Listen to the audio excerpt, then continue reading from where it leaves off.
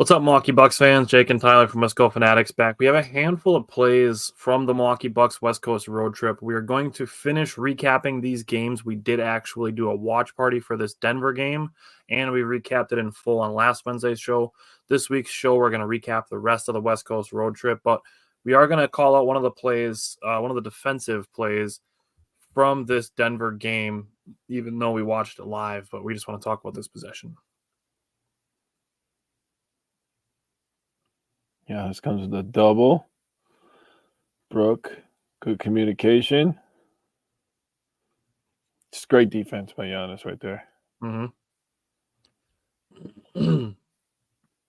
So I will say, Giannis probably gets away with a little bit of a hook here. But the thing is while he's got his arm around, you can see his hand is like this. He's not grabbing Jokic's hip, and he never pulls. Mm-hmm. So I think that's why there was no foul call there.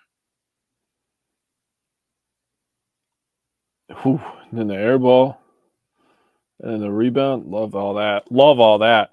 Okay, so let's take it from the top here. Now, right away, Nuggets are trying to switch to get Dame on Jokic. And they do. But Jokic is forced to pick it up. So they're going to try to get it back to him. Giannis is already, even before this ball is going back to Jokic, Giannis is already watching this. Because Michael Porter Jr. doesn't pass the ball, and if he's going to, he's only going to make it once. Yeah. But Giannis is already coming from the weak side to help double this. Brook cuts off the extra pass to the paint because Jokic is probably making that pass if Brook doesn't help down, forcing the only pass to be 2 passes away. And you can see Brook putting his hand up in the air with the thumb to the corner, telling Dame, go guard the guy in the corner. He does. Bucks are still guarding this really well. Giannis gets the poke. That's great 17 seconds of defense right there. Shout out to Beasley on the weak side over there, kind of guarding 2 people, making it tough for Jokic to make a decision. So he's kind of in the middle right there, like you're gonna have to make a choice, buddy. Yeah, and either way, you're looking at a cross-court pass with 2 guys, maybe even Chris in this passing lane to Jamal Murray. Yeah. Or you're looking at trying to pass over Giannis, Aaron Gordon, Brook, and Dame to get the ball to the corner. Yeah.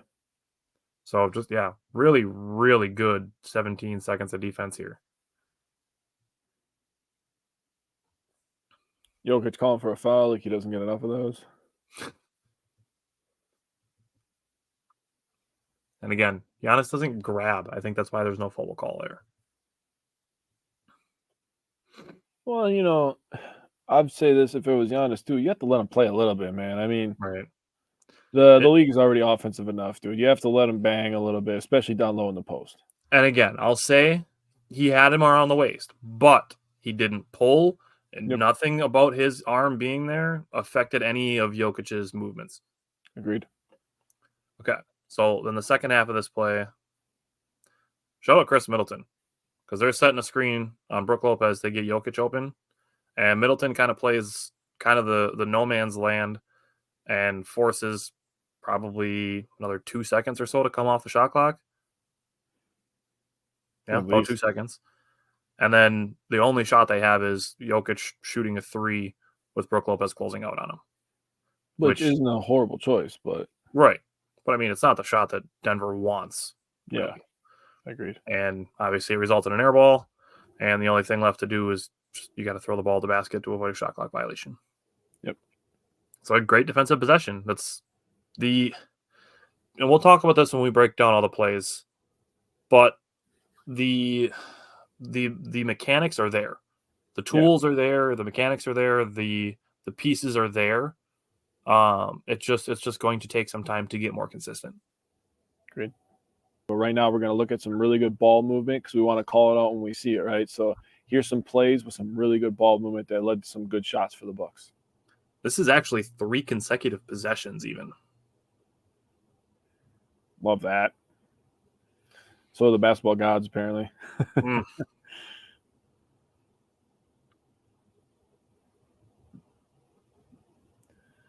Pat does what he always does, breaks down the defense. Bobby, bang. People wanted to talk about his shooting percentage, but he made some big-time plays in this game. Yeah, and let's not act like it doesn't matter just because they lost. Back-to-back big-time shots, trailing in the fourth quarter to take the lead. You know, that's the value that Bobby Portis brings to this team is he's not afraid of any shot. He's not afraid to go down low and mix it up on the offensive or defensive end of the floor. Now, does he need to get more consistent on defense? Yes, 100%. I'm not going to shy away from that at all. And he would tell you the same exact thing. But, again, the two shots that he made in this game were massive. We were trailing in the fourth quarter, and he made both of them to give us the lead temporarily. So this is just Cam and Jay. That's just great, unselfish two-man play. Yeah, that's a good play by both those guys. And then this is great recognition by Pat Connaughton to just take this ball and go. Make Jordan commit. Bang. Look at him. Look at Pat. Look at Pat. He already knows it's good. Let's go. Shout out to Pat Connaughton, too, because like he just got that assist. This is literally the next possession. He's diving on the floor. Creating a fast break opportunity for Giannis. Obviously, all sets of eyes on him. Bobby again. Bang. That's a great hustle sequence by Pat Connaughton. And this is the thing, is because, sure, it shows up in the stats that he gets 2 assists. But these plays came off of him taking the ball from the corner to the middle of the teeth of the defense and kicking out to Bobby for a wide open 3, generated by him, like bringing the ball into the paint. Then diving on the floor, getting up to offense, and then recognizing the 1 extra pass to Bobby Portis for another open corner 3. Yeah, 2 guys that are vital for their championship run, and obviously they showed their experience in this game in a big-time game against Denver. Now the Bucks obviously lost this game. We know the result, but you know, it doesn't take away from the impact that they had on these plays. And people got to stop calling these guys trash, because they do things that matter. They do. You know, they're going to have bad shooting games just like anybody will. But we got to put respect on them when they're doing things well. Agreed. And I'll say this, if we get to the trade deadline on Thursday and Bobby Portis and Pat Connaughton are still on the team, I'm going to be okay with it. Yep. Like Jake just said, these guys are champion helping players. They've literally helped the Bucks win a championship, and I believe they can do it again. It's just going to take it down to, like Jake said, consistency. So we'll see. And this is just shout out to Jay Crowder. And we'll talk about this game in full on our regular Wednesday show. But I mean, Jay Crowder, first of all, like he dove on the ground multiple times in this game, but this pass is just ridiculous. And here's the thing, and Lisa even said it during the broadcast, like this is the only pass that's making it through here. Yeah.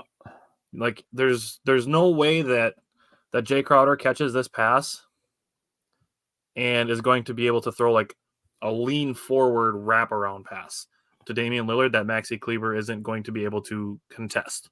Right. Kleber was not ready for this pass, and Jay threw it perfectly to miss Giannis and hit Dame in the hands. That's the craziest part, is like he bounces it. It doesn't hit any part of Giannis as he's getting up, because Giannis doesn't obviously understand what's going to happen right now. Life is coming at you fast in this moment if you're Giannis.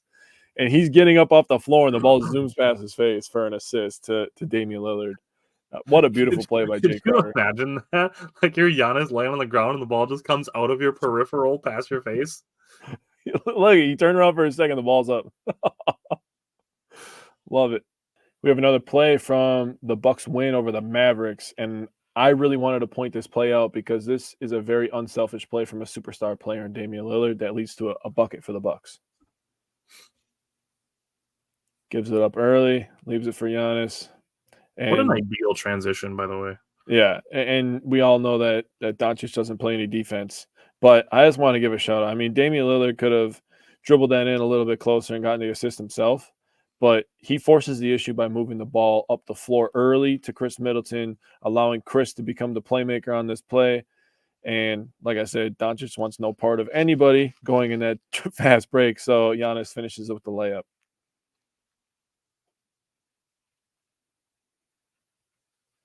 Dude, the footwork. He doesn't even need a dribble.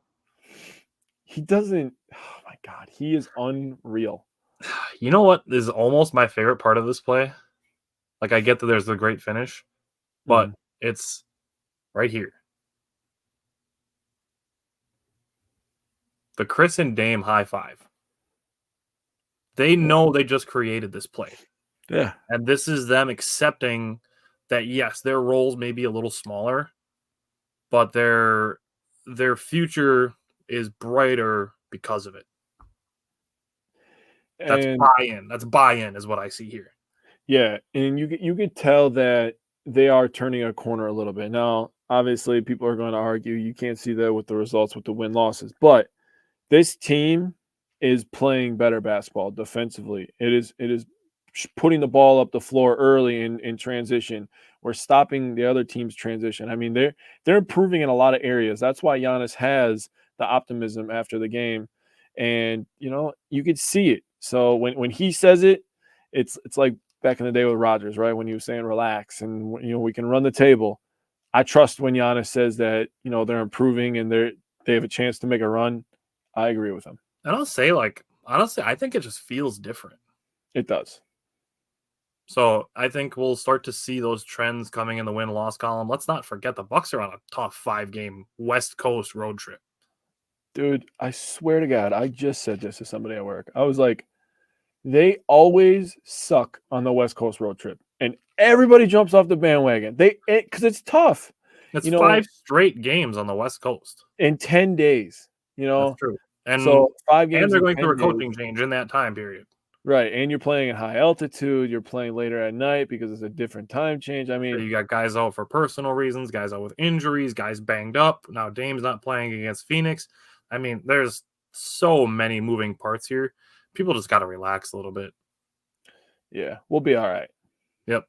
So again, we're going to break down these games, the rest of the West Coast road trip on the Wednesday show starting at 4 o'clock Central Time. You can join the discussion. We'll be live at 4, and we'll see you then.